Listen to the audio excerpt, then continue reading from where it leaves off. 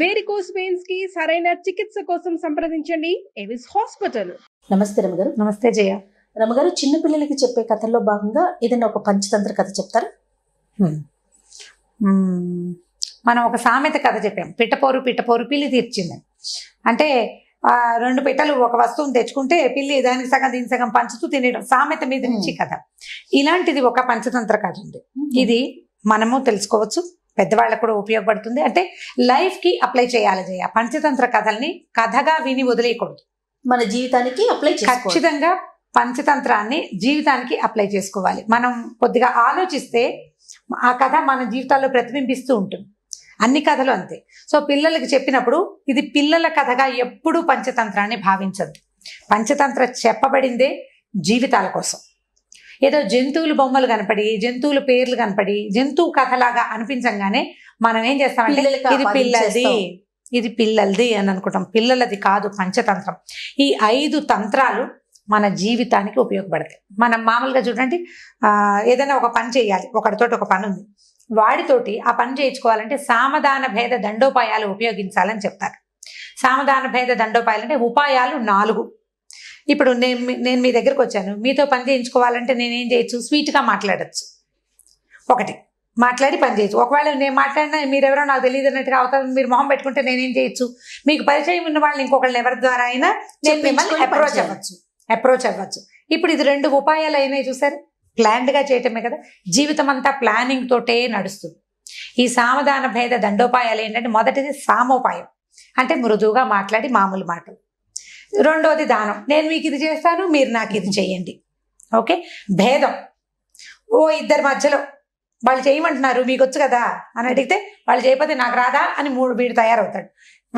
ఇద్దరికి చెడగొట్టి మన పని చేసుకోవటం, 3వ ఉపాయం. 4వది దండోపాయం, చేస్తావా చేయవా అని 2 కొట్టి పని చేయించుకోవటం. దండన అంటే డైరెక్ట్ గా మనమే కొట్టక్కర్లా, వేరే వాడితో దండింపజేసి వాళ్ళతో పై వాళ్ళతో కేకలేయించి, ఇవిడు చేయనంటుంది మీ ఎండి గారితో మిమ్మల్ని కేకలేయించి పని చేయించుకోవటం, ఇది ఒక ఉపాయం. ఈ 4 ఉపాయాలు జీవితంలో దాదాపుగా ప్రతివాడు ప్రతిరోజు కూడా అప్లై చేయాలి. ఈ ఉపాయాలు పుట్టింది పంచతంత్రంలోనే. నేను అప్లై చేయనంటే లైఫే లేదు. అసలు అప్లై చెయ్యనుంటే చేయకుండా లేదు, అసలు చేయకుండా లేదు. పిల్లల్ని బతిమలాడతాం, స్నానం చేయమ నాన్న, స్నానం చేయి, నిద్రలే స్నానం చేయి, వాడు చెయ్యడు, చేయనంటాడు.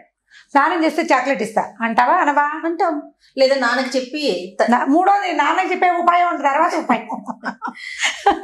స్నానం చేయట్లేదని మనమే ఒకటి వేస్తాం, అదో దండోపాయం. అయిందా? వాళ్ళు ఎంచక్క వాళ్ళ పక్కింటి వాళ్ళ పిల్లలు స్నానం చేసేసారు, వాళ్ళు ఆడేసుకుంటున్నారు, నువ్వు వాడుకోలేకపోతున్నావు, భేదోపాయం 3వది. స్నానం చేసేసి వాళ్ళు సినిమాకి వెళ్ళిపోయారు, నువ్వు స్నానం చేయకపోవడం ఇంకా అన్నం తినకపోవడం వల్లే నీకు సినిమా లేదు అంటే వాడికి వీడికి డిఫరెన్స్ క్రియేట్ చేసి పని చేయిస్తాం. ఇది ఉపాయం. వాడేమో దండోపాయం, మనమే 2 చెంపకాయలు పీకుతాము, లేకపోతే నాన్నతో తన్నిస్తానని బెదిరిస్తాం. ఈ 4 ఉపాయాలు వాడకుండా, నేను మదర్గా చెప్తున్నాను, మనిషిగా ప్రతివాడు ప్రతిరోజు ప్రతి విషయంలోనూ ఉపాయాన్ని వాడవలసిందే. ఉపాయం లేని వాడిని ఊళ్ళో నుంచి వెళ్ళగొట్టమని సామెత ఉంది. ఉపాయం లేనిదే కుదరదు, ఏదో ఒక ఉపాయం కావాల్సిందే. ఈ ఉపాయాలని మనము పంచతంత్రంలో నుంచి నేర్చుకోవచ్చు. నేను ఒక కథ చెప్తే అది పిల్లల కథగా భావించద్దమ్మా. ఇది నేను తల్లులు, ఇప్పుడు నేను పెద్దదాన్ని, ఇప్పుడు చిన్నపిల్లల తల్లులు అందరూ నా పిల్లలతో సమానమే, వాళ్ళకి క్లియర్గా చెప్తున్నాను. దీన్ని లైఫ్కి అప్లై చేయటం తెలుసుకోండి. ఇది మీ ఉద్యోగాల్లో ఉపయోగపడుతుంది, మీ జీవితంలో ఉపయోగపడుతుంది. ఎప్పుడు దాన్ని వాడాలి, బ్రెయిన్లో ఉంచుకోవాలి. దాన్ని మనం చేస్తే మన పిల్లలకి అలవాటు పడుతుంది. ఇప్పుడు మనము ఎలా ప్లాన్డ్గా బిహేవ్ చేస్తున్నామో అది చూస్తారు కదా. మొదటి రోజు మీ ప్లానింగ్ వాళ్ళకి అర్థం కాదు, మనతో ఉన్న వాళ్ళు కూడా మన ప్లానింగ్ అర్థం కాదు. కొన్నాళ్ళు పైక ఆమెకు ప్లానింగ్ ఎక్కువ అని మిగిలిన వాళ్ళు తెలుసుకుంటారు 4 ప్లాన్లు చూసే. అంతే కదా. ఒక్కొక్కళ్ళు మీ ప్లానింగ్ ఏమిటో నాకు చెప్పడానికి మీరు నన్ను కథలు అడిగినట్టుగా మిమ్మల్ని ప్లానింగ్ అడుగుతారు జనం. అయితే ఈ కథ చూద్దాం. పంచతంత్ర కథ కదా ఇది. ఒక రోజట ఒక కుందేలు, వర్షంగా ఉన్న ఒక రోజు కుందేలు తను పడుకోవడానికి స్థలం వెతుక్కుంటూ పరిగెత్తింది. చూస్తూ ఉండగా దానికి ఒక చెట్టు తొర్ర ఖాళీగా కనపడింది. ఆ తొర్రలో ఎవరు లేరు, ఖాళీగా ఉందని ఈ కుందేలు ఏం చేసింది, ఆ తొర్రలోకి దూరి పడుకుని నిద్రపోయింది. చీకటి పడేసరికి ఒక పక్షి అక్కడికి వచ్చి ఈ తొర్ర దగ్గర చూసే, తొర్రలో ఆల్రెడీ చెట్టు తొర్రలో కుందేలు. ఇదేం చేసింది, బయట నుంచి పొడిచి ముక్కుతోటి లే అని లేపి, ఈ తొర్ర నాది, నువ్వు వచ్చి పడుకున్నావు ఎందుకు, ఇది నా ప్లేస్, నాకు ఇచ్చేయమంటే కుందేలు ఏమంది, నీ తొర్ర ఏమిటి, అడవిలో ఉన్న తొర్రలు అందరు విను, ఎవరు ముందొస్తే వాళ్ళది, నేను ముందొచ్చా కాబట్టి ఇది నాది. అనేసరికి ఈ పక్షి ఒప్పుకోవాలి. ఏమిటి అందులో బోల్డన్ ఉన్నాయి చూడు, కాకులు అలములు నేనే తెచ్చిపెట్టుకున్నాను, ఇంకో 4 రోజుల్లో గుడ్లు పెట్టాలి, నేను అవన్నీ ఒక్కొక్కటి ఏర్పరచుకుంటుంటే వాటి మీద వచ్చి పడుకున్నావు నువ్వు, నా ప్లేస్ నాకు కావాల్సిందే అని పోట్లాడితే నీ దిక్కుని చోటు చెప్పుకో, నేను ఇవ్వను లేవను ఇప్పుడు అనేసరికి ఈ పక్షి ఏం చేసింది, ఇప్పుడు ఇంకో ఎవరినైనా తగు తీర్చడానికి పిలుచుకొచ్చే టైం లేదు, చీకటి పడిపోయింది, పక్షులన్నీ సర్దుకుంటున్నాయి ఇళ్లలో, ఎవరు రారు పోవమ్మా అంటారు ఎవరినైనా పిలిస్తే. అందుకని ఏం చెయ్యొచ్చు ఆలోచించింది, అటు ఇటు ఇంకెక్కడికైనా పరిగెడితే ఇప్పుడు కొత్త ప్లేస్ దానికి ఎక్కడ దొరుకుతుంది, వెతుక్కోవాలి. దాని బదులు ఈ కుందేలుని బతులాడుకుంటే సరిపోతుందని ఏం చేసింది, ఈ కుందేలుని బాబు ప్లీజ్ చలిగా ఉంది బాగా, బయట వర్షం పడుతోంది, నాకు కూడా ప్లేస్ ఇవ్వు, మన ఇద్దరు తగువు రేపొద్దున ఎవరి దగ్గరైనా తీర్పించుకుందాం ప్రస్తుతానికి అని చెప్పి ఈ త్వరలో అది కూడా దూరి పడుకుంది. ఈ కుందేలు కూడా ఏమనుకుందంటే సరేలే వర్షం కదా పాపం అది మాత్రం ఎక్కడికి పోతుంది, పైగా ఇది నాదని చెప్తుంది, ఆల్రెడీ కింద ఆకులు అలమలు తగులుతున్నాయి, పక్షులు తెచ్చి పెట్టుకుంటాయి మెత్తగా ఉండేందుకు, అవి తగులుతున్నాయి దాని ఒంటికి. అందుకని ఈ పక్షిని కూడా తనతో పాటు పడుకుంది పక్షి. తెల్లవారింది, పక్షి కుందేలు 2 బయటకు వచ్చినాయి. ఇప్పుడు మన తగువ తీర్చాలి, ఈ ప్లేస్ ఎవరిది, తగువ తీర్చడం కోసం చుట్టూతా వెతికినాయి, పక్షులన్నీ ఆహారార్థం బయలుదేరి వెళ్ళిపోతాయి తెల్లవారేసరికి. ఈ తగులు తీర్చే వ్యవహారాలు వాటికి రావు అవి, ఎందుకంటే వాటి తిండి వెతుక్కునే ప్రోగ్రామ్ ఉంటుంది, రోజంతా తిరిగి కదా వెనక్కి రావాలి. కొన్ని గుడ్లు పెట్టినవేమో పిల్లలకి తిండి పెట్టుకునే ప్రోగ్రాంలు ఉంటాయి, అవి చచ్చిన వేరే పనుల వైపు చూడం. అంటే ఎవరి పని వాడు చేసుకుంటారనమాట. నీ తగులు తీర్చే వ్యవహారం ఎవరికి అక్కర్లేదు. పంచాయతీలు ఎవరు పెడతారు, పని పాట లేని వాళ్ళు పెడతారు. ఇక్కడ ఉన్న పిట్టలన్నిటికీ వాటి పని వాటికుంది. సరే ఏం చేసినాయి, ఇవి 2 ఖాళీగా ఉన్న జంతువు కోసం వెతుక్కుంటూ తిరిగితే ఈ గంగా నది తీరంలో ఉన్నాయి ఈ చెట్లు. ఈ గంగా తీరంలో ఒక పెద్ద ఈవురు చెట్టు, బూరుగు చెట్టు, ఆ చెట్టు త్వరలో ఒక పిల్లి ఉంది.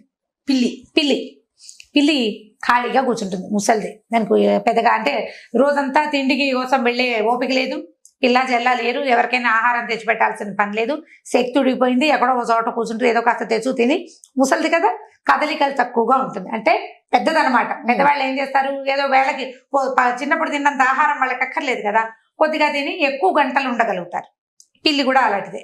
సరే ఏం చేసినాయి, ఈ 2 పిల్లి దగ్గరికి వెళ్దామని మెల్లిగా ఆ చెట్టు వైపుకి బయలుదేరినాయి. చెట్టు దగ్గరికి వెళ్ళేసరికల్లా అదేమో త్వరలోనే కూర్చుని మొహం బయటికి పెట్టింది. ఈ పెట్టాను ఈ కుందేలు ఇద్దరు కలిసి తమ కథ అంతా చెప్పినాయి. సాయంత్రం నేను వచ్చేసరికి అక్కడ ఎవరు లేరు, ఖాళీగా ఉంది, అందుకని నేను త్వరలో పడుకున్నాను. ఈ పెట్టేమో ఇది నాదంటోంది, కాబట్టి నువ్వు తీర్పు చెప్పాలి. అడవిలో ఎవరు ముందు ప్లేస్ సంపాదించుకుంటే వాడిదే కదా, నేను నిన్నే ఖర్చు వేశానంటే బస్సు సీట్ లాగా కుదరదు కదా అని కుందేలు, నేను కొన్నాళ్ళ నుంచి ఉంటున్నానని చెప్పేసరికల్లా ఈ పక్ష పిల్ల అనుకుంది, భలే టైంకి దొరికారు, అసలు ఇవాళ ఓపిక లేదు, ఆహారానికి వెళ్ళే ఓపిక లేదు, బాగా దొరికినాయని. అబ్బాయిలు మీరేదో కిచకిచా కిరికిరు అంటున్నారు కదా, నాకేమీ బాగా వినపడ్డలేదు, పెద్దదాన్ని కదా, ఇలా దగ్గరికి రండి, త్వరలోకి వచ్చేస్తే మీరు చెప్పేది నేను వింటాను. ఇంత దూరంగా చెప్తే నాకు ఎట్లా వినపడుతుంటే ఇవి 2 మొహమొహాలు చూసుకున్నాయి. ఏం చెయ్యాలి, పిల్లి దగ్గరికి వెళ్ళొచ్చా? ఆ పిల్లి కుందేల్ని చంపేస్తుంది, పిట్టని చంపేస్తుంది, రెండింటిని తినేయగలదు. అది ఏం చేయాలి ఆలోచించి, ఇది ఎలాగో ముసలిది, తొర్ర ఎలాగో చిన్నది, ఒకవేళ అదేమైనా చేస్తే పారిపోవచ్చు, అట్లా లోపల ఆలోచించుకున్నాయి. ఈ ఆలోచన కంటే ఆలోచన చిన్నది, తమ తగువు తీర్పించుకోవాలన్న ధోరణే వీళ్ళకి హెచ్చుగా ఉంది. అంటే ఫ్యూచర్ ఆలోచించకుండా ప్రజెంట్ సిచ్యువేషన్ని సాల్వ్ చేసుకోవటం మాత్రమే వాటి ఆలోచన. అందుకని ఇవి 2 ఏం చేసినాయి, మెల్లిగా అడుగులో అడుగేసుకుంటూ ఆ త్వర దాకా వెళ్ళి, అనుమానంగా ఉంది కొద్దిగా, బాగా కాదు, తగువే ఇంపార్టెంట్, లోపలికి వెళ్ళినాయి. త్వరలోకి వెళ్ళంగానే ఈ పిల్ల ఏం చేసింది, ఒక కాలేమో ఈ పిట్ట మెడ మీద వేసి దగ్గరికి లాగేసుకుంది, చటుక్కును నోరు తెరిచి ఆ కుందేలు మెడ గట్టిగా పట్టుకుని కొరికేసి, కుందేలు మెడకు తెగిపోయి పడిపోయింది. ఈ కాలి కింద పిల్లి గోళ్ళు మహాపదునుగా ఉంటాయి, ఆ పక్షి మెడ పట్టుకునేసరికల్లా మెడ కాస్త విరిగిపోయింది. చక్కగా ఇది తాపిగా ఆ కుందేల్ని పక్షిని చిన్నది కదా, అది ముందు తినేసి కుందేల్ని రేపటికి దాచుకుని ప్రశాంతంగా మళ్ళీ 3-4 రోజుల తర్వాత తగు తీర్పించడానికి ఎవరు వస్తారోనని వెయిట్ చేస్తూ కూర్చుంది. ఇప్పుడు కథ చూడండి, ఇవి 2 తమ తాత్కాలికమైన తగాదా కోసం ప్రమాదకరమైన పరిస్థితి వచ్చే చోటకి వెళ్ళినాయి. ఇవి ప్రజెంట్ సిచ్యువేషనే తప్పిస్తే ఫ్యూచర్ ఆలోచన లేదు. దీన్ని పిల్లలకు అప్లై చేద్దాం. ముందు పిల్లలు ఎంతసేపు కొట్లాడుకుంటారు, స్కూల్లో కొట్లాడుకుంటారు, టీచర్ దగ్గరికి వెళ్తారు, 2 పిల్లలు కొట్టుకుని టీచర్ దగ్గరికి వెళ్ళంగానే ఆ టీచర్ ఏదో కేకలేస్తుంది, ఏదో చెప్తుంది, తర్వాత వీడికో నోట్సు వాడికో నోటు రాసేసి ఇంటికి పంపిస్తుంది, పేరెంట్స్ని పిలిపిస్తారు. అదే కాకుండా ఈ పేరెంట్స్ రావడము వీలు కుదిరితే కొంచెం నోరు గల అమ్మలక్కలు అనుకోండి, ఇద్దరు మీ అబ్బాయి చేశాడు అని పొట్టాడుకుని పిల్లలు ఆడుకుంటారు, వీళ్ళు మొహమొహాలు చూసుకోకుండా అవుతారు. ఇదొకటి. అక్కడి నుంచి ఈ టీచర్కి ఎవ్రీ టైం ఏ సిచ్యువేషన్ వచ్చినా వీళ్ళిద్దరు ఎప్పుడు కొట్టుకుంటారనే ఉండిపోతుంది ఇంప్రెషన్. తగాదాలు మనలో మనం తీర్చుకోవాలి. ఇప్పుడు పెద్దవాళ్ళ దగ్గరికి వద్దాం. ఇప్పుడు మనం అందరం అప్లై చేసుకోవాలనుకుంటున్నామా? అవును. భార్య భర్త పోట్లాడుకుంటారు చిన్న విషయానికి, దాన్ని వాళ్లే సింపుల్ గా సార్ట్ అవుట్ చేసుకుని ఒకళ్ళు తగ్గి ఇంకొకళ్ళు పెరిగి, వాళ్ళు తగ్గినప్పుడు మనం పెరిగినప్పుడు రెండో వాళ్ళు తగ్గి చేస్తే సర్దుకుపోతుంది. దీన్ని పెద్దది చేసి మూడో వాళ్ళ దగ్గరికి తీసుకెళ్ళామంటే మనం ఫ్యూచర్ ఆలోచించాం. అమ్మ నాన్న అయ్యారనుకోండి, పిల్లల భవిష్యత్తు, పిల్లల జీవితం, ఎంత రోడ్డు ఎక్కుతాం మనం, మళ్ళీ కలిసి ఉండాల్సి వస్తుంది. ఎలాగో మీ మీద ఉన్న బ్యాడ్ ఇంప్రెషన్, వీళ్ళు ఎప్పుడూ కొట్టుకుంటారు అన్నమాట అలాగే ఉండిపోతుంది. భార్య భర్త ఇట్లా, అక్క చెల్లెళ్ళు వాళ్ళు అంతే, తోడుకోడళ్ళు వాళ్ళు అంతే, అత్తా కోడలు ఎవరైనా అంతే. మనం తాత్కాలికంగా వచ్చిన తగాదాన్ని ఇప్పుడు ఆఫీసులో కొలీగ్స్ కూడా అంతే. ఇప్పుడు ఒకే త్వరలో కుందేలు పక్షి సర్దుకుని పడుకున్నాయి, అదే సర్దుబాటు కొన్నాళ్ళు చేస్తే సరిపోతుంది. మర్నాడు తగాదా తీర్చడానికి మూడో మనిషి దగ్గరికి వెళ్ళేసరికల్లా అది ప్రమాదంగా వాటికి సంభవించింది. మనం చచ్చిపోవనుకోండి, అవి చిన్న పక్షులు కాబట్టి, జంతువులు కాబట్టి. ఇప్పుడు ఈ కథని పెద్ద విషయాలకి అప్లై చేసుకోవాలి, మన జీవితానికి అప్లై చేసుకోవాలి. ప్రతి చోట అంతే మనం గాడిద ప్లానింగ్ కథ చెప్తున్నామా? ఆ ప్లానింగ్ పిల్లలకేనా? మనకు కాదా? ఖచ్చితంగా మనకు కూడా ప్లానింగ్ కావాలి, మనకి కూడా జాగ్రత్త కావాలి, మనకి కూడా తెలివి కావాలి, పిల్లలకే కాదు. ఇది మొత్తం ప్రతి వ్యక్తికి, మానవులకి అవసరమైన విషయాలు. నీతి కథలన్నీ పిల్లలకి చెప్పడానికి కాదు, నీతి కథలు మనం తెలుసుకోవడానికి కూడా కాదు, తెలుసుకుని అప్లై చేయటానికి, జీవితంలో దాన్ని వాడుకోవడానికి. పంచతంత్ర కథని శ్రద్ధగా వినండి, శ్రద్ధగా చదవండి, దాన్ని మన జీవితానికి అప్లై చేసే ప్రయత్నం చేయండి. ఒకసారి కనుక మనకి ఇది అర్థమైతే మనం కొట్లాటలకు వెళ్ళం. ఏదైనా వచ్చినా మనలో మనం సార్ట్ చేసుకోవాలనుకుంటాం, ఆలోచన మారుతుంది. మీరు ఆలోచన మారడానికి ఇది తీసుకోండి. మీకు పంచతంత్ర కథ ఒరిజినల్ ఎప్పుడు నేను మీకు చెప్పలా. విష్ణు శర్మ అనే ఒక పండితుడు తెలివి తక్కువగా, రాజుగారి అబ్బాయిలు నలుగురు, రాజుగారి తెలివైన వాడు, ఆయన పిల్లలు నలుగురికి పొట్టి తెలివి తక్కువ వాడు. ఈ నలుగురు తెలివి తక్కువ పిల్లల్ని రాజుగారు ఆ విష్ణు శర్మకి అప్పచెప్పాడు. ఆయన ఈ కథలు, పంచతంత్ర కథలు చెప్పి వీళ్ళని రాజకీయ దురంధరులుగా చేశారట. అలా వచ్చినాయి కథలు. వాళ్ళకి ఈ జంతువుల కథలు చెప్తూ ఎట్లా మీరు లైఫ్ కి దీన్ని వాడుకోవాలో చెప్పాడు. బుద్ధిని పెంచుకోవాలి. కథని పిల్లలకి చెప్పడం కాదమ్మా, మీరు కూడా దాన్ని లైఫ్ కి అప్లై చేయడానికి ట్రై చేయండి. మీరు ఎవరైనా ఒకళ్ళు, ఇద్దరు, ముగ్గురు అయినా సరే, ఈ కథ నాకు లైఫ్ కి ఉపయోగపడింది అని మీకు అర్థమైందా, అప్పుడు మీరు కథ చెప్పడం మొదలు పెడతారు నాలాగా. సూపర్. అంతే, దీన్ని అప్లై చేయండి. ఏ నీతి కథనైనా ఇలాగే చేయాలి. మనం పిల్లలకి ఏదో ఒక స్టోరీ కోసం కాకుండా నీతి జీవితానికి ఉపయోగపడే నీతి అంటేనే అది. రమగారు, పంచతంత్ర కథలో భాగంగా ఈ రోజు ఒక స్టోరీ చెప్పండి. అంటే మనం పంచతంత్ర నీతి కథలు అని చెప్పాం కదా. అవునండి. సో ఈ నీతి కథలు చెప్తాం. మనకి తెలుగులో పద్యాలు ఉన్నాయి. సుమతి శతకం, వేమన శతకం పద్యాలు ఉన్నాయి. కొంతమంది అడుగుతుంటారు, శతపద్యాలు చెప్తారా మీరు, ఇందులో చెప్పండి అని. ఇందులో చెప్పడం అయితే సాధ్యపడే వ్యవహారం కాదు. 1-2 సార్లు ట్రై చేసాం, అదేమంత బాగా వర్కౌట్ అయినట్టు అనిపించలేదు. పద్యాలు చదువుకోవాలి ఎవరైనా సరే. తెలుగు ఒక పద్యం చెప్తాను చూడండి, ఆ పద్యానికి రిలేటెడ్ కథ చెప్తాను. బలవంతుడ నాకేమని పలువురతో నిగ్రహించి పలుకుట మేలా, బలవంతమైన సర్పం చలిచీమల చేత చిక్కి చావదే సుమతి. అంటే నాకేమిటి అని గనక ఇదిగా ఉంటే నువ్వు దొరికిపోతావు ఎప్పుడో ఒకప్పుడు. ఎందుకంటే ఎంత బలవంతమైన సర్పమైనా చీమలకి దొరికిపోతుంది. ఒక చీమ కొడితే దానికి ఏమవ్వదు, అన్ని చీమలు కలిసి మీద పడి కొడితే మనకి దేశంలో తిరుగుబాట్లు అవన్నీ కూడా ఇలాగే జరిగినాయి. ఒకడు పోట్లాడతాడు, వాడి వల్ల ఏం కాదు. ఆ పోట్లాట 100 మందికి ఇదైంది అనుకోండి, 100 మందిలోకి స్ప్రెడ్ అయింది అనుకోండి, 100 మంది కలిసి ఒక బలవంతుడి మీద పడితే వాడి తలకు కలిసింది. కాబట్టి నాకేమిటి అని అనుకోకూడదు ఎవడైనాను. మనుషులతోటి సానుకూలంగా పోవాలి ప్రతిదానితో అని సుమతి శతకారుడు చెప్పాడు. దీనికి దగ్గరగా కాదు కానీ ఇంచుమించుగా ఇలాగే ఉందని చెప్పడానికి వీల్లేదు. ఒక మంచి కథ ఉంది. ఒక పల్లెటూరికి చుట్టుపక్కల ఈ పాత రోజుల కథలు చెప్తాం కదా మనం అన్ని. అడవి దారి ఉందట. దానికి ఆ ఊరికి 2 దారులు ఉన్నాయి. అడవిలో నుంచి ఒక దారి, చెరువు పక్క నుంచి ఒక దారి. అడవిలో నుంచి దారి నిజానికి దగ్గర దారి. చెరువు పక్క అంటే చెరువు పక్క నుంచి కట్ట మీద నుంచి చుట్టుకుని రావాలి.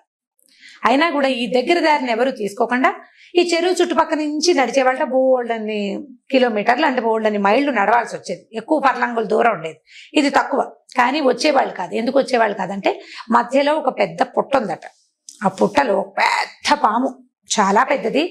అసలు అది నోరు తెరిస్తే అంటే అది పడగ తెరిస్తే ఇంత పెద్దది, 5-6 చేతులు కలిస్తే ఎంత ఉంటుందో అంత పెద్ద పడగతోటి ఆ పాము బుసలు కొడుతూ కనపడ్డ వాళ్ళ వెంబడబడి హడలు కొట్టేసేది. హడలు కొట్టేసి ఇక ఏం చేస్తారు జనం, దాంతో ఈ దగ్గర దారిని కూడా వదిలిపెట్టేసి ఇప్పుడు పక్క ఊరు నుంచి ఈ ఊరు రావాలంటే అడవుల నుంచి వస్తే 10 నిమిషాల్లో వచ్చేస్తారు. అలా కాకుండా ఇంకో పక్క నుంచి చెరువు పక్క నుంచి అయితే ఆ 30 గంట పడుతుంది. ఈ 5-10 నిమిషాల దూరాన్ని వదిలిపెట్టేసి ఆ 30 గంట దూరాన్నే తిరిగేవాళ్ళు. అయితే ఒకనాడు ఒక మునీశ్వరుడు ఈ దారిలో నుంచి వస్తున్నాడు, అడవి దారిలో నుంచి. అవతల ఊరు నుంచి ఆ పక్కన ఏదో అడవి ఉంది, అందులో నుంచి ఆ ఊరు దాటారు. అక్కడి నుంచి ఈ ఊరు రావడానికి ఈ అడవి దారిలో వస్తుంటే ఈ పాము బుసలు కొడుతూ ఆయన వెంట పడేసరికల్లా ఆయన కేకలేసాడు పామును. ఏమిటి నువ్వు, ఇదేం పద్ధతి, ఇలా చేయకూడదు, నువ్వు ఇంత పెద్ద సర్పాన్ని తపస్సు చేసుకోవాలి, నీ ఇంత శిరస్సుతోటి నీకు ఊర్ధ్వలోకాలు మంచివి దొరుకుతాయి, ప్రతివాడు మరణించాల్సిందే ఇవాళ కాకపోతే రేపు, నువ్వేం కూర్చుంటావా ఇక్కడ, నువ్వేం కూర్చోవు భూమి మీద, ఎవరైనా వెళ్ళిపోవాల్సిందే, నీకు టైం వస్తుంది, నువ్వు ఇలా అందరినీ బెదరగొడుతూ ఈ రకంగా చేశావంటే నీకు నరకం వస్తుంది పైకి వెళ్ళాక, ఇదేదో బాగుంది అనుకుంటున్నావని దాన్ని బోధించాడు బాగా. ఆ సర్పానికి బోధించి ఇట్లా మనుషుల్ని కాటేయటము, వాళ్ళని బెదిరించటము, అంటే ఇలా కాటేయటము, మనుషుల్ని హింసించడం మంచి పద్ధతి కాదని, ఆ టైంని సాత్విక ప్రవృత్తితోటి గనక నువ్వు పొందించావంటే రేపొద్దున ఊర్ధ్వగతులు బాగుంటాయని బాగా బోధించాడు. ఆ సర్పం ఇంత పెద్ద మహానుభావుడు ఋషీశ్వరుడు చెప్తున్నాడని సరేనని ఒప్పుకుంది. అయిందా, సరే. ఇలా కొంతకాలం గడిచింది. ఈ ఋషీశ్వరుడు కొన్నాళ్ల తర్వాత ఒక 6 నెలలకు అనుకో, ఏడాదికో, 6 నెలలకు అనుకుందాం, మళ్ళీ అదే దారిలో నుంచి తిరిగి వచ్చేస్తే ఆయన వచ్చే టైంకి ఈ సర్పం బక్కచిక్కిపోయి ఒంటి నిండా దెబ్బలు, గాయాలతోటి, రాళ్ల దెబ్బలు తగిలి స్వస్తినో దేవుడా అన్నట్టుగా కనపడింది ఆయన.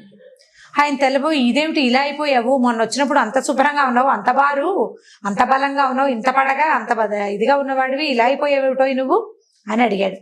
అయ్యా మీరు చెప్పారు కదండి మనుషుల్ని హింసించాలని, సాత్వికంగా ఉండమని, నేను సాత్వికంగా ఉన్నాను.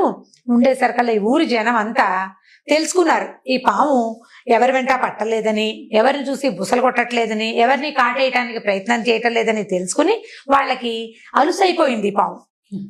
అలసైపోయి ఈ గొడ్లకాడ బుడ్డాళ్ళు ఉంటారు, ఆవుల్ని గేదెలు తోలుకొచ్చే వాళ్ళు, మేకలను కాసుకునే వాళ్ళు, వాళ్ళంతా తలా ఒక రాయి విసిరేసి ఒకటి తోక పట్టుకుని గిరగిర తిప్పి పారేసి దాన్ని ఊళ్ళో జనం కూడా ఊరి జనం కూడా అటువైపు వచ్చినప్పుడల్లా ఏది పాము వస్తుందో రావట్లేదో చూసి దాన్ని ఆట పట్టించి, ఇప్పుడు మీరేమో సాత్వికంగా ఉండమన్నారు, సాత్వికంగా ఉండేసరికి ఇలా చేశారండి అంటే మునీశ్వరుడు అన్నట్టు, ఓ నీ తెలివి తెల్లారా, నేను కాటేయద్దన్నాను కానీ బుసలు కొట్టద్దన్నాను, నేను బుస కొట్టాలి, నువ్వు కాటేయద్దు, కాట అందుకుని సంపద్దు జనాల్ని హింసించద్దని చెప్పాను కానీ నీ సహజ గుణమైన బుస కొట్టడానికి కూడా నువ్వు మానేస్తే ఇప్పుడు ఏమైంది చూడు నీ పరిస్థితి ఏమొచ్చిందో.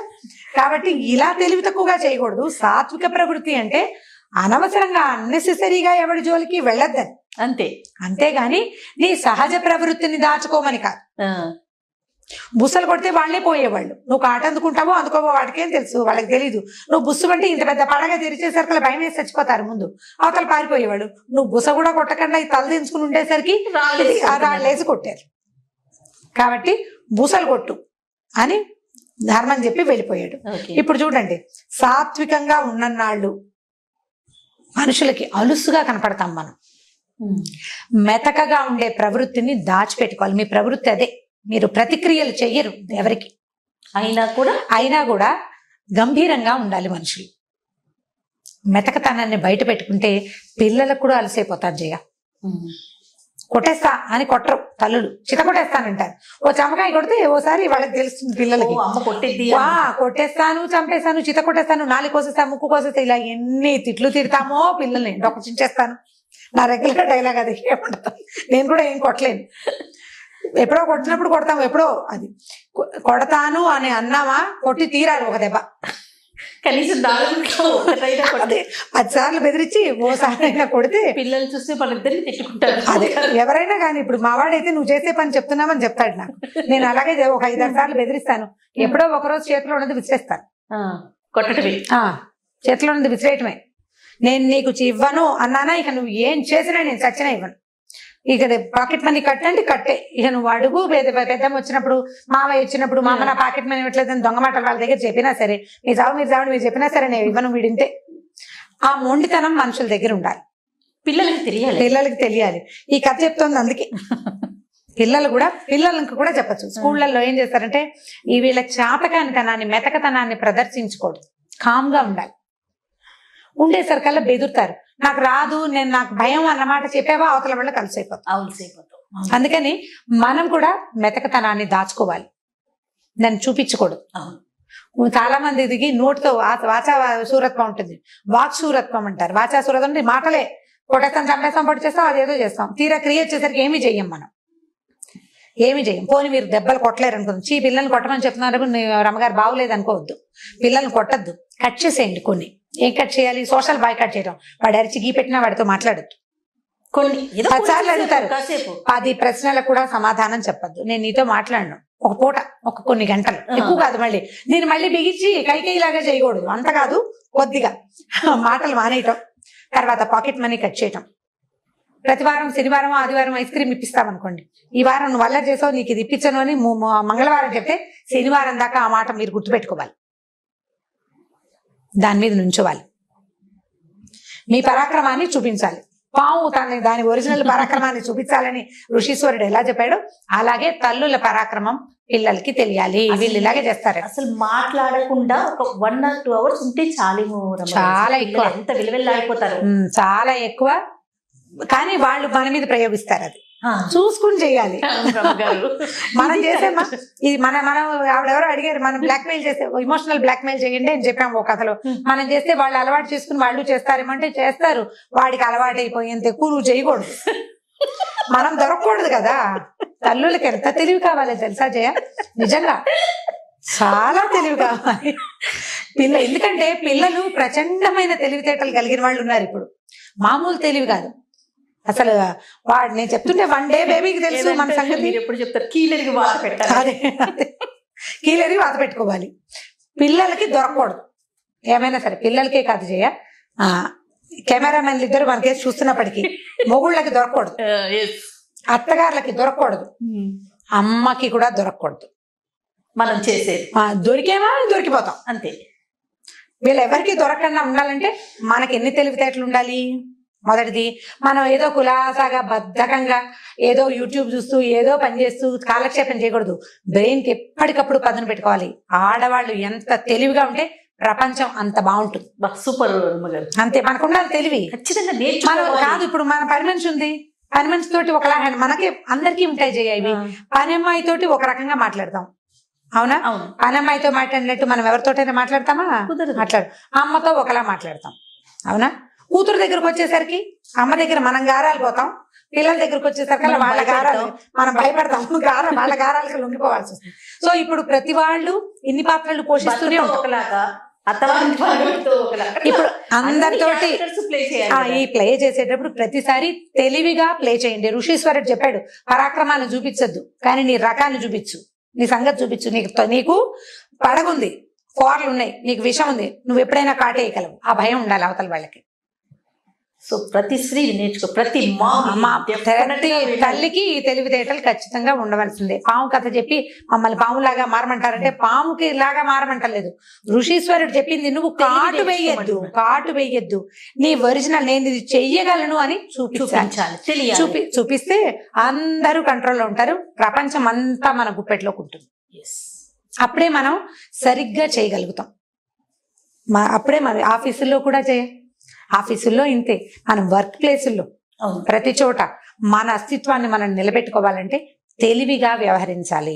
మెతకతనాన్ని ప్రదర్శించకూడదు, దాన్ని దాచుకోవాలి. మనం మెతకైనా కూడా దాన్ని చూపించకూడదు, గంభీరంగా ఉండటం నేర్చుకోవాలి. థ్యాంక్ యూ సో మచ్ రమ్మ గారు. ఓకే, వ్యాలిడ్ పాయింట్స్ వచ్చాయి అనిపిస్తుంది. అంటే మీకు పాయింట్లు సరే, దీంట్లో ఎన్ని కామెంట్లు వస్తాయో చూద్దాం. రమ్మ గారు, పంచతంత్ర కథలు అనగానే పిల్లలు చాలా ఇంట్రెస్ట్ చూపిస్తారు, అందులో ఒక నీతి కూడా ఉంటుంది. సో ఈ రోజు ఒక పంచతంత్ర కథ చెప్పుకుందామండి. ఎవరితో ఫ్రెండ్షిప్ చేయాలి అనే దాని మీద ఒక కథ చెప్తాం. అయితే ఇది చాలా పాత కథ ఇది ఫెమిలియర్ కథ అవ్వడానికి కూడా అవకాశం ఉంది. చాలా మందికి తెలుసుంటుంది ఈ కథ. మీకు తెలుసో లేదో మరి.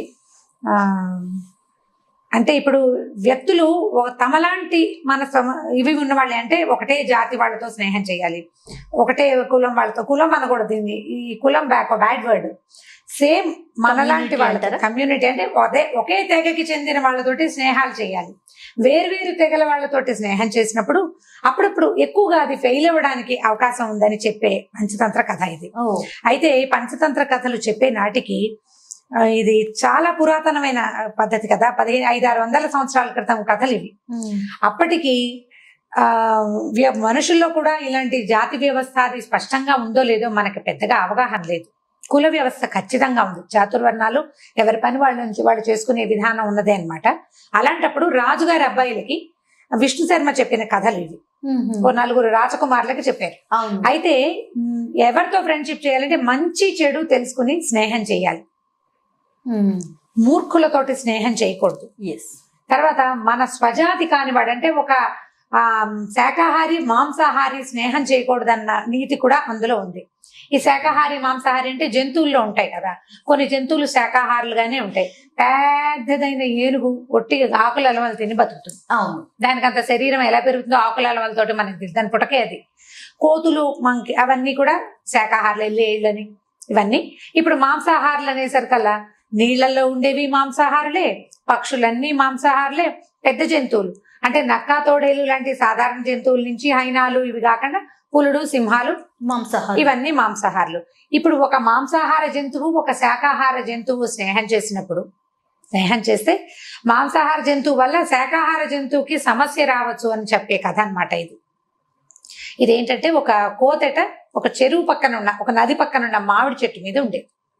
మామిడి చెట్టు మీద హాయిగా రోజు ఏవో, అంటే సీజన్లో ఎండాకాలంలోనే కదా మామిడి పళ్ళు వచ్చేది, అది మార్చి నుంచో మొదలవుతాయి. ఈ నదుల పక్కన ఉన్న చెట్లు త్వరగా పూస్తాయి అంటే ఎక్కువ కాలం ఫలిస్తాయి.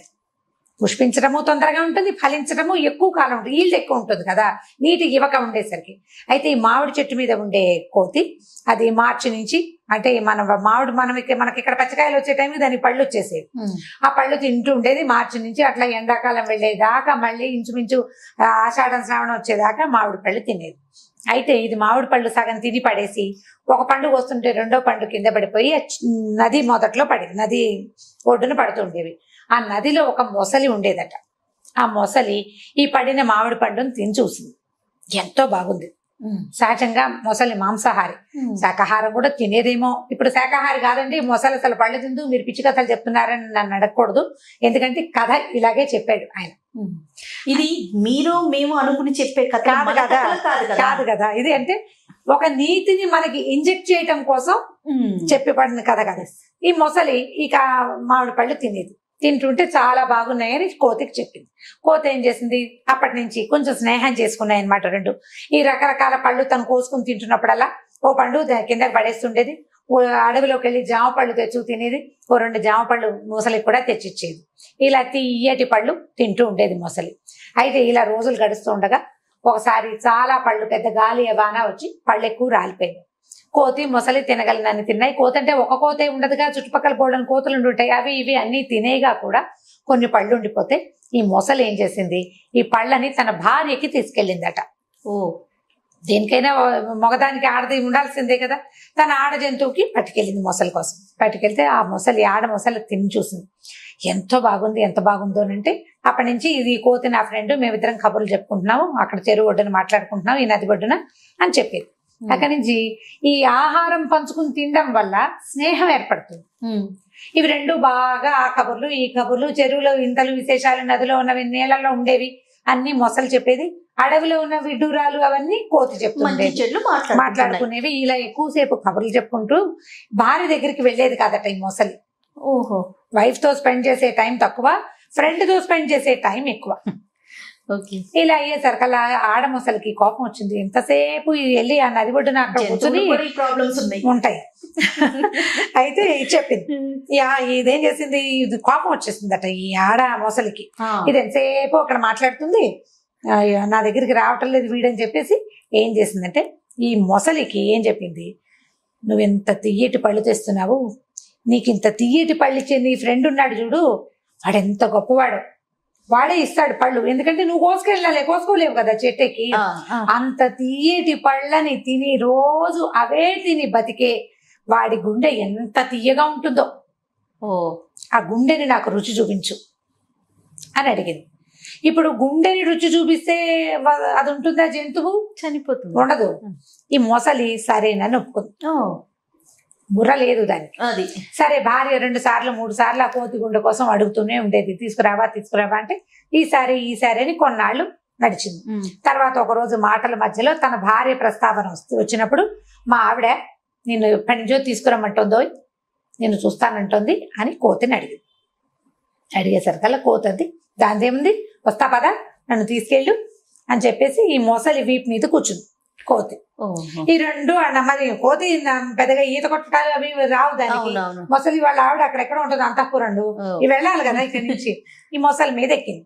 మొసలి మీద ఎక్కితే ఈ మొసలి కొంచెం ముందుకెళ్తుండగా ఏం చెప్పిందంటే, నువ్వెంత మంచివాడు పోయి, నీ అంత మంచివాడు ఎవడైనా ఉంటాడా, అందుకే నీ గుండె తీయగా ఉంటుందని మా ఆవిడకి తెలుసు అనేసరికల్లా కోతికి గుండె లటక్కమంది. అర్థమైంది, అమ్మో ఇదేదో పెట్టుకుందిరా మనసులో అని అనుకుని, ఏమిటో నా గుండె రుచిగా ఉండటం ఏమిటి, నేనే రుచిగా ఉంటానంటే, అవునట నా భార్య చెప్పింది, అందుకే నేను తీసుకురమంది, నీ గుండె తినాలనుందో ఆమెకంటే.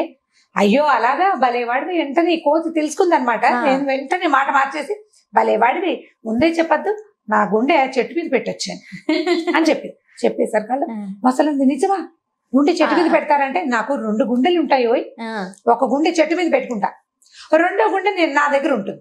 ఇప్పుడు నేను తిరగాలి కదా, వెళ్ళి నీకు మీ ఆవిడ కావాలంటే ఏముంది, వెనక్కి వెళ్ళి చెట్టు మించి గుండెకాయ తీసుకొస్తాను, మామిడికాయలతో పాటు గుండెకాయ కూడా చెట్టు మీదే ఉంది, ఆ కాయ తీసుకొచ్చానంటే ఎంచక్క మీ ఆవిడకి ఇచ్చేసేయచ్చు, అదా వెనక్కి వెళ్దామని చల్లగా వెనక్కి తిప్పించింది. ఎంత అమాయకపు మొసలి మూర్ఖత్వం అనమాట, కోతి తెలివి కదా.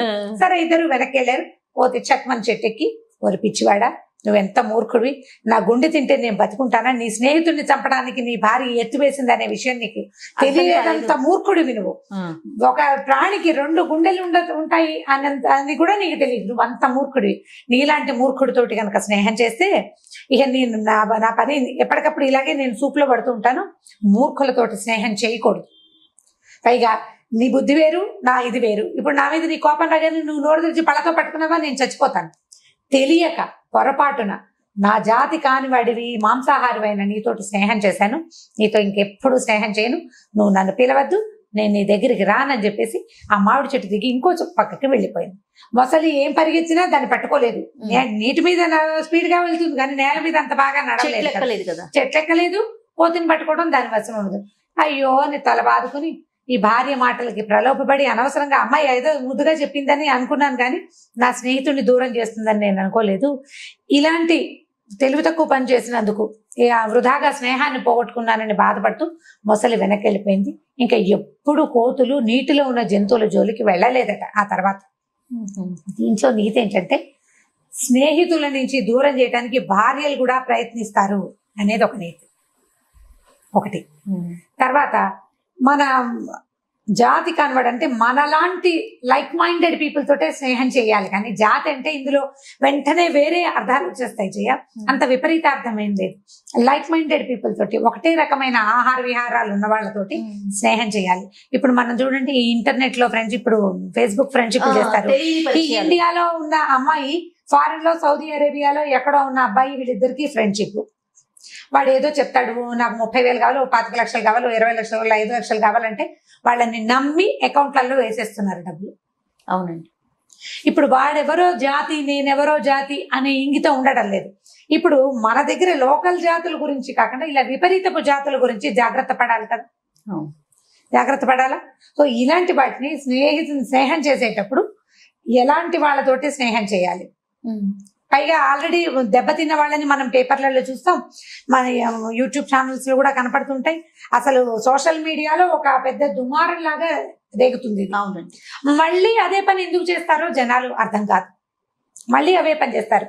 ప్రతి వారం 10 రోజులకు ఒకసారి ఓ అబ్బాయి మోసపోయాడు లేదా ఓ అమ్మాయి మోసపోయింది దూరపు స్నేహాల వలన. ఫేస్బుక్ లో ఫ్రెండ్షిప్, ఫేస్బుక్ లో నాకు వచ్చింది, ఏదో ఎవరో వచ్చారు, ఓ రిక్వెస్ట్ పెట్టాం, ఓకే అన్నాం, బాగానే ఉంది. ఎందుకు ముందుకెళ్తావు? వాడు ఏదో పెట్టాడు బాగుందను, దాని మీద ఎందుకు ముందుకెళ్తావు? ఎందుకు ముందుకెళ్ళాలి? నీకు ఇంకా మాట్లాడడానికి మనుషులు లేరా? మెషిన్లతో ఎందుకు మాట్లాడాలి? ఎప్పుడు ఫోన్లోనో లేకపోతే ట్యాబ్తోనో కంప్యూటర్తోనో ల్యాప్టాప్తోనో ఉంటే మనం మానవ సంబంధాలని మెషిన్ల ద్వారా ముందుకు తీసుకెళ్లేసరికి మనకి తెలియకుండా పోతుంది. అదే నువ్వు నీ పక్క ఇంటి వాడితోటి ఫ్రెండ్షిప్ చెయ్యి, వాడి తరహా ఏమిటో, వాడి వేషం, వాడి రకం మీకు కనపడుతూ ఉంటాయి కదా కంటికి, అప్పుడు వదిలేయచ్చు మొదటే. ఇప్పుడు వేరే దేశంలో ఉన్నవాడితో స్నేహం చేసేటప్పుడు వదిలేసే అవకాశానికి నీకు అవకాశం ఏది వదిలేయడానికి? తెలియదు, నీకు అర్థం కాదు. అసలు మంచో చెడో తెలియదు కదా. మంచో చెడో తెలియదు. నీకు లైవ్ గా చూడని దాన్ని ఎలా నమ్ముతాం? మనం నమ్మలేకపోతాం.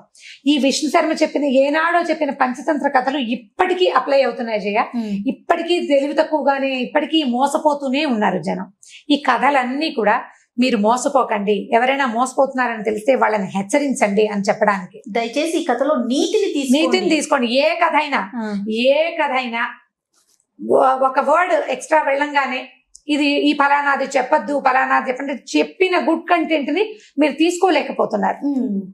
ఇది ఫలానా మాట అనకూడదు అన్న ఉద్దేశంలో ఉండకుండా ఉండండి, ఒక తెలియజేయండి. అంత ఎక్కువ తీవ్రంగా దాన్ని తీసుకోవద్దు. మొత్తం స్టోరీని వదిలేస్తున్నారు. కామెంట్ రూపంలో కూడా కొన్ని చూస్తుంటే కథలు వదిలేస్తే బాధ అనిపిస్తుంది రమ్మగారు, నాకు కూడాను. ఎందుకంటే ఇప్పుడు ఒక జాతి అనేది ఒకటి, అంటే అది కథలో ఉన్న విషయం మనం చెప్తున్నాం. అదే ఒక రమ్మగారు లేదా ఒక జయాను క్రియేట్ చేసింది. అంటే ఇప్పుడు దాకా చెప్పిన మొత్తం కథలన్నీ కూడా నేను చదివినవే గాని వీటిలలో ఒక్కటి కూడా సొంత కథ కాదు, నేను రాసిన కథలు కాదు కదా. ఇప్పుడు నేను రాసిన కథలు నేనే చెప్పిందంటే నేను ఒక్కదాన్నే కనుక చెప్పిన కథలు, నేను మాట్లాడినవి, అవి నా సొంత భాష. ఒక చిన్న కంటెంట్ తీసుకుని దాని మీద నేను అల్లింది తప్ప అది ఏది నా సొంతం కాదు. ఇప్పుడు కథలు మహామహులు రాసినవి, పెద్దవాళ్ళు ఎప్పటి కథలు వదిలేస్తున్నారు.